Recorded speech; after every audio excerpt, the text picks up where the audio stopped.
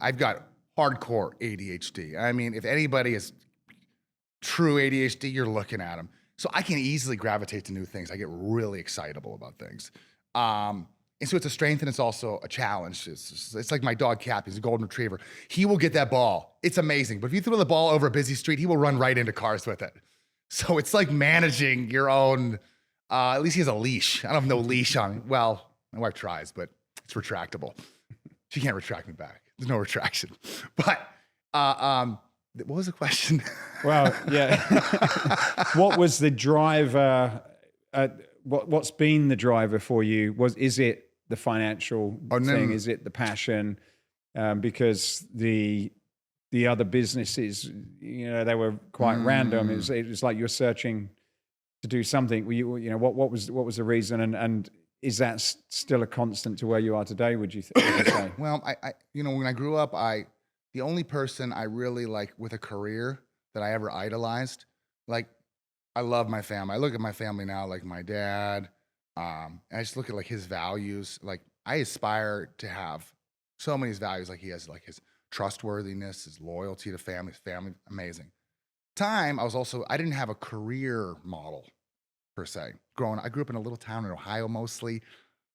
The local chiropractor was the best I knew. I'm like, this guy, I used to deliver pizzas to him, and he'd answer the door in underwear, whitey tighties, and a cowboy hat. He'd always have cute girls in there. I'm like, and he had a nice house, a nice car. I'm like, this is cool.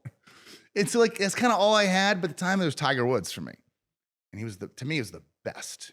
I saw in his eyes, and it's like since then, I wanted to be the best. I wanted to be the best in the world at something, and it still drives me today. Maybe to a fault, Maybe like it's this constant striving. Like it's hard for me to like be comfortable presently striving for the next level. But I don't feel like I'm done. And I feel like I have a lot of levels up. Though I do feel like a little not stuck, but I'm going through some oil right now. I'm walking through it. But I've been through that before. I know how to get out of it. So I think when I see Tiger be the best, I wanted to be the best at something. I wanted to take something big scale, big time, high levels, new heights. And it wasn't enough for me. Like I missed my pro athlete days. Looking back, I probably could have been a really good rower. I never had that in high school. I was like, damn, I'm a good rower. But I didn't have the athlete stuff.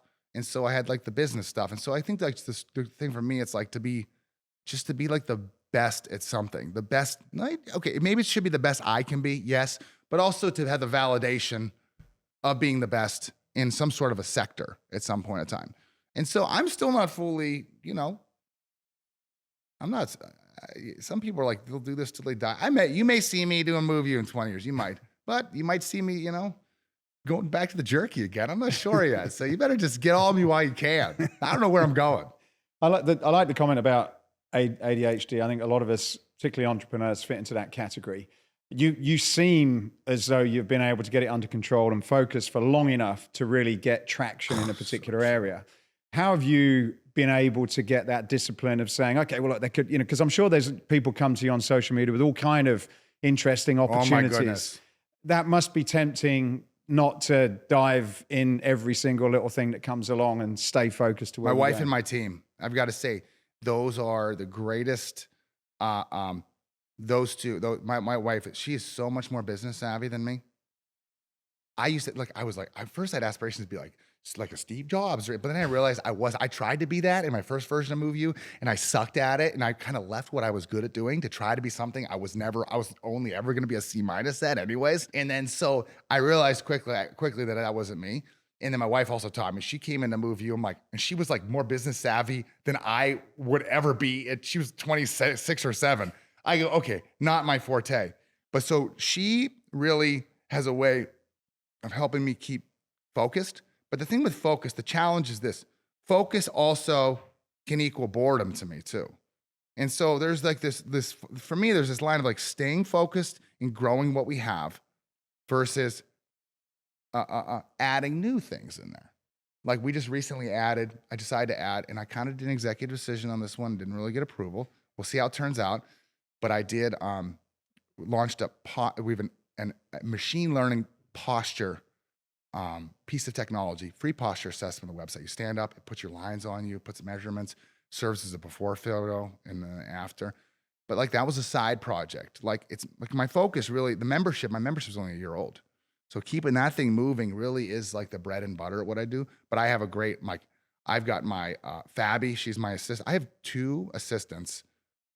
Fabi is so good at like, I trust her. She's one of my assistants that keeps me focused. Z is my director of operations. She's so good at that too. And my wife, it's really those 3 primarily that help remind me of the team that we built, their goals, not distracting them, not ruffling feathers with that. So it really is the people around me for the focus part. But for myself, I think the focus part, staying on it is, there's daily practices that are helpful. Cold plunging, my breathing stuff, daily movement stuff, that's helpful. I think I'm missing something there. I'm gonna pop my mind a little bit. But really, the first spot that came to mind, there's people around me, and I had to assemble them there because I'm so bad. The worst thing, time and dates. This human construct is the most frustrating aspect of my existence. Putting things on a date and a time, and then you do time zones. Oh my God. I went the other week, I was in Seattle. I showed up to get a rental car. I booked the rental car on the wrong month. Unfortunately, I learned at the rental car place, if you just kind of slip them a 20 and say, I hope you're having a good day, you just take care of your problems, which she did. And either way, I just booked things in the wrong time, the wrong date, the wrong months. But like, so like putting the people around me, and it's kind of hard when you're starting because you don't have the money to do people, that. Yeah. You can't afford it. Yeah. You got to like just basically just not suck for long enough to get your head above water to hire people in there. So I think it's the people around me is really the answer.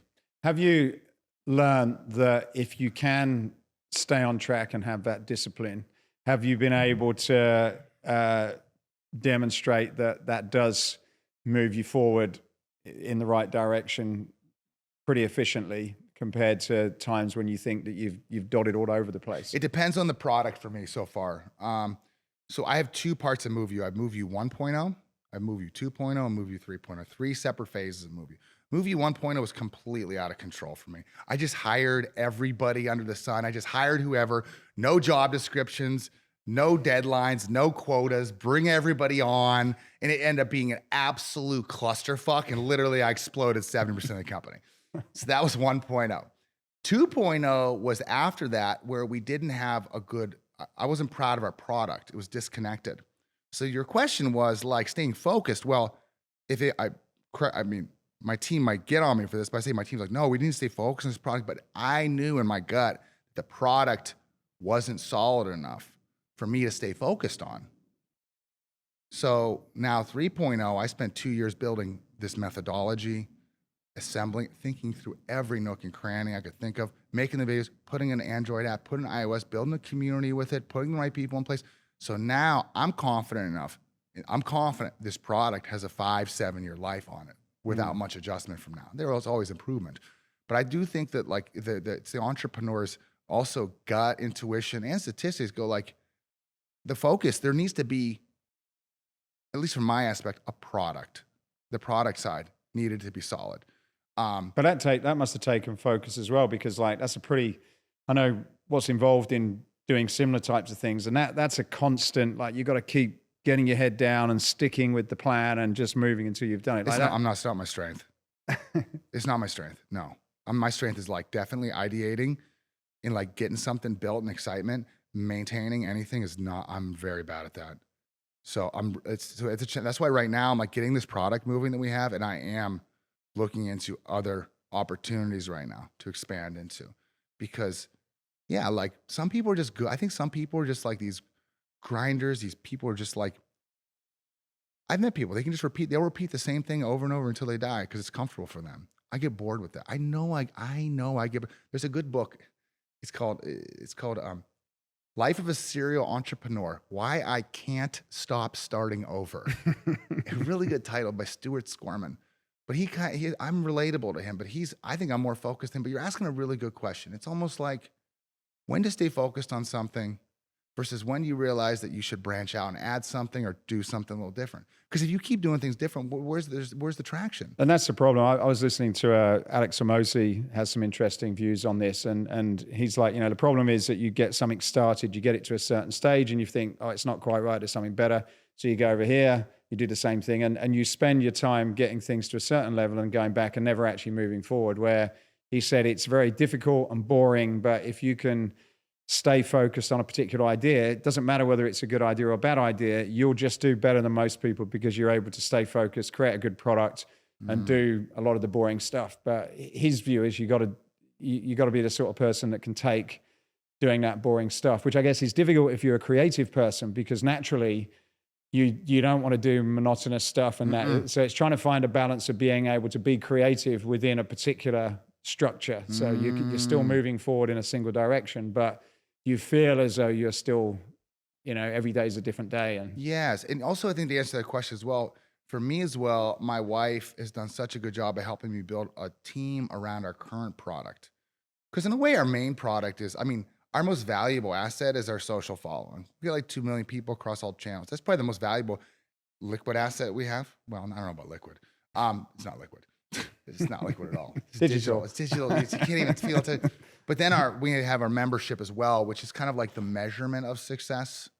We have like, if it wasn't for that, our social stuff cost, I don't know, a few $100,000 a year to even make all that stuff. And we make it for free. But like, we don't get paid for it. So, the revenue has to come from from a paid product. And I think what's going digital, you got a few options. You either build your own platform, you run ads, or you get sponsorships, endorsements. Like, I think that's really the main three. I decided to build the membership.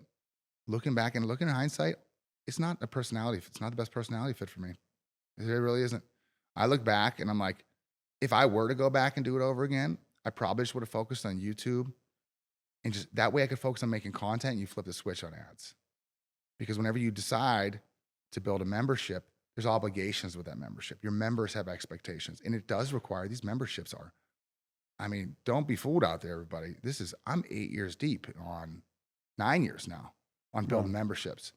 And so I've had ups and downs and like, you got to always mess with pricing. You got to figure out who's successful, who's not, your reviews, your email campaigns, your marketing. And so I think the business that I originally built was not a best personality fit for my personality. I think it should have been more, I'm very creative. How can I stay creative and use other tools like ads to bring in? So I don't think I built it from the beginning right for me, though I'm in a good place. So I don't want people to be stunned out there and go, oh, no. Because here's the thing, I'm still in a much better place than I was 8 years ago. I'm happier, I have more freedom, I have more money, I'm making more of an impact. And not in that order. You asked me before, money thing is a very hard concept for me too. Money's like time. I don't even know how much is in my bank accounts. I have no idea. It comes in. I want to have enough money to go on my spearfishing trips, to have a couple toys, to be able to take care of my family, and to buy trips and little gifts and things. Money's real hard for me too. I'm not driven by money. If it wasn't my wife, I'd have almost done it. Before Moveu 1.0, I literally I created a nonprofit for entitled millennials. I basically, all the money I made, I just gave it back to people. I kept almost none of it at the end, though I made the most then. So, but it's really knowing your strengths forget entrepreneur business, as a person. I think it's, looking back, it is even my super successful entrepreneurs that are still my mentors, they're always look at me now. They go, yeah, you know what? You get to a certain point and you go, damn, it's kind of maybe not what it was made out to be.